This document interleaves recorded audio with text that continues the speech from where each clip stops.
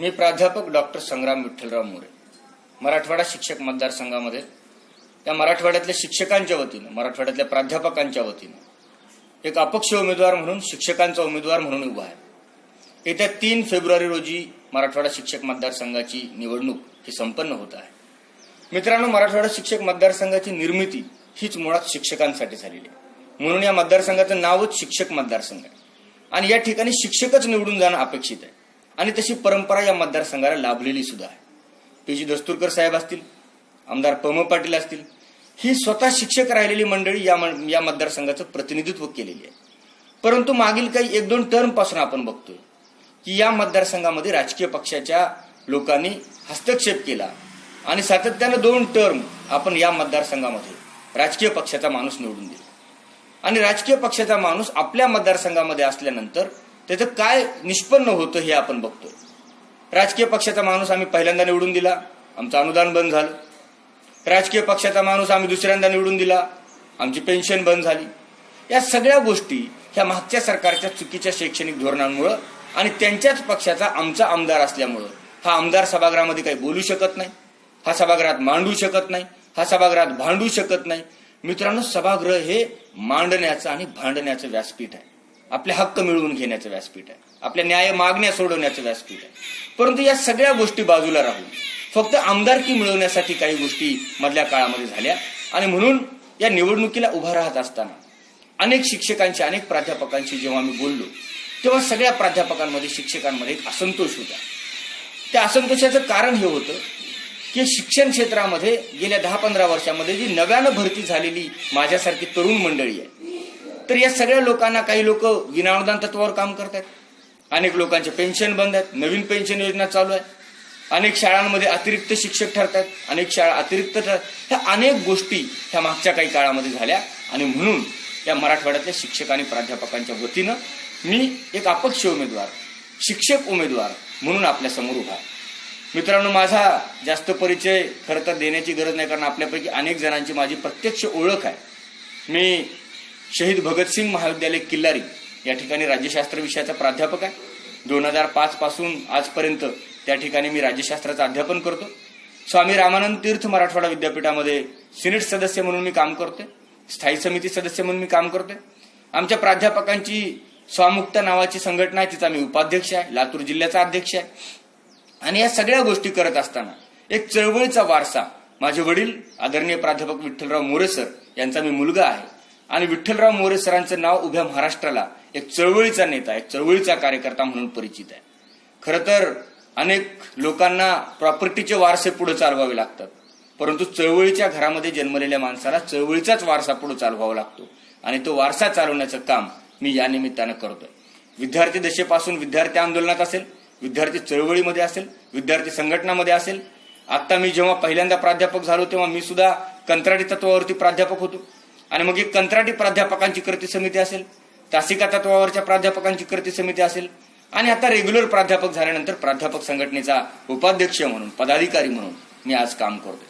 आणि हे सगळं करत असताना मला असं वाटतं की या मतदारसंघामध्ये यावेळेला शिक्षकांचाच प्रतिनिधी जाणं आवश्यक आहे आणि या मतदारसंघामध्ये साधारण गेल्या 6 महिन्यापासून जवळपास 74 तालुक्यांमध्ये शाळा टू शाळा, कॉलेज टू कॉलेज, अगदी आश्रमशाळा, अगदी वाडी वस्ती तांड्यावरच्या शाळा, अगदी शेवटच्या गावापर्यंतच्या शाळा, या सगळ्या ठिकाणी मी जाऊन आलो.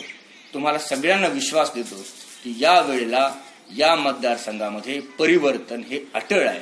या परिवर्तनामध्ये आपण सर्वजण समाविष्ट व्हा, या परिवर्तनाचे आपण सर्वजण साक्षीदार व्हा, ही विनंती या निमित्तानं आपल्याला मी करतो. या निमित्तानं आणखी एक मी विनंती करणार आहे की हा मतदारसंघाचा व्याप प्रचंड मोठा, 76 तालुक्यांचा हा मतदारसंघ आहे. साधारणपणे सगळ्या ठिकाणी जाण्याचा मी प्रयत्न केलेला आहे, परंतु माझा असा दावा नाही की मी सगळ्या ठिकाणी पोहोचलोय. अनेक ठिकाणी अजून जाणं बाकी आहे, परंतु वेळेची मर्यादा, कारण 3 तारखेला निवडणूक आहे आणि ह्या वेळेच्या मर्यादेमध्ये मतदारसंघाचा व्याप लक्षात घेऊन माझी आपल्या सर्वांना विनंती आहे की ह्या येत्या काळामध्ये ही निवडणूक फक्त माझी एकट्याची, फक्त संग्राम मोरेची न राहता, आपली स्लोगन आहे आपण सारे संग्राम मोरे आणि त्या पद्धतीनं आपण सर्वजण मिळून एक उमेदवार आहोत, आपण सर्वजण मिळून एक कार्यकर्ता आहोत, या दृष्टीने जर आपण प्रयत्न केले आणि माझ्यासोबत इतर सगळ्यांना, इतर 10 लोकांना, इतर 20 लोकांना, इतर 50 लोकांना आपण फोन करून, SMS करून, मेसेज करून किंवा त्यांच्याशी प्रत्यक्ष बोलून जर आपण सांगितलं तर मला असं वाटतं यावेळेला ह्या मतदारसंघात परिवर्तन हे निश्चित होणार आहे. मित्रांनो, या वेळेची परिस्थिती ही खूप नाजूक आहे. त्याचं कारण असं की या मतदारसंघामधून जर शिक्षक प्रतिनिधी निवडून नाही गेला तर कालांतरानं मागचे सत्ताधारी किंवा आत्ताचे सत्ताधारी हे अनुदानित तत्वावर चालणारं बहुजन व्यवस्थेचं शिक्षण हे सगळं बंद करून प्रायव्हेटायझेशनकडे घेऊन जाणारी ही शिक्षण व्यवस्था नवीन निर्माण करू पाहत आहेत. मित्रांनो, मराठवाडा हा बाकीच्या इतर विभागांच्या तुलनेनं 100-150 वर्ष माग आहे.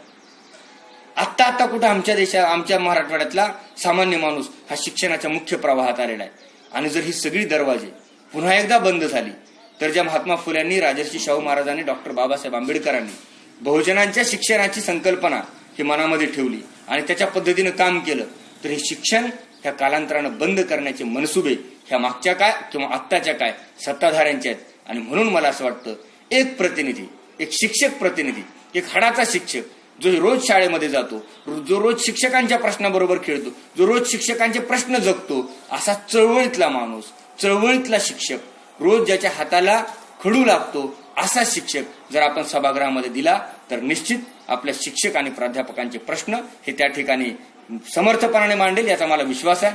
आणि मी स्वतः ज्या 5 मुद्द्यांवरती ही निवडणूक केंद्रीकृत केलेली आहे. मित्रांनो, कल्पना करा, आपल्यापैकी जवळपास 15,000 आपले मित्र गेल्या 15 वर्षापासून एकही रुपया पगार न घेता आज काम करतात. मित्रांनो, कल्पना करा, 2005 नंतर आपल्या सेवेमध्ये आलेले अनेक लोक ज्यांना अद्यापही पेन्शनचा पूर्ण भरोसा नाही, त्यांना पेन्शन मिळणार आहे की न मिळणार आहे, जुनी आहे का नवी आहे, दुर्दैवानं जर काही घटना घडली तर त्यांच्या कुटुंबाचं, त्यांच्या पुढच्या भवितव्याचं, त्यांच्या उदरनिर्वाहाचं काय, असे अनेक प्रश्न आहेत. अनेक शाळांमध्ये आजही पायाभूत सुविधा नाहीयेत. मी जेव्हा वाडी, वस्ती, तांड्यावरच्या शाळांमध्ये गेलो, ज्या शाळा, जिल्हा परिषदेच्या शाळा, या सगळ्या शाळांमध्ये सरकारकडून अत्यंत पायाभूत सुविधा सुद्धा पुरवण्याचं काम गेल्या 20 वर्षामध्ये झालेलं नाहीये. आणि म्हणून मला असं वाटतं यावेळेला ही निवडणूक शिक्षकांची निवडणूक आहे, प्राध्यापकांची निवडणूक आहे, त्या कायमस्वरूपी विनाअनुदान तत्वावरच्या शिक्षकाची निवडणूक आहे, त्या पेन्शनमध्ये अडकलेल्या लोकांची निवडणूक आहे, त्या पायाभूत सुविधा न पुरवत असलेल्या शाळांची निवडणूक आहे, त्या तळमळीनं काम करणाऱ्या शिक्षकाची निवडणूक आहे. आणि मी शिक्षक आहे म्हणून आपल्याला इतकीच विनंती करेन की येत्या 8-10 दिवसामध्ये आपण सर्वजण, आपण सारे संग्राम मोरे होऊया आणि ही निवडणूक न राहता एक चळवळ बनवूया आणि एक आदर्श शिक्षणाचं प्रारूप, शिक्षण व्यवस्थेचं प्रारूप हे या ठिकाणी आपण घडवूया. या निमित्तानं मला विश्वास आहे की आपण सर्वजण माझी ही विनंती ऐकून आपण इतरांना सांगाल, इतरांना प्रवृत्त कराल, आपण स्वतः मतदान कराल पण बाकी इतर आपल्या मित्रांना प्रवृत्त कराल अशी अपेक्षा व्यक्त करतो आणि थांबतो. जय हिंद, जय महाराष्ट्र.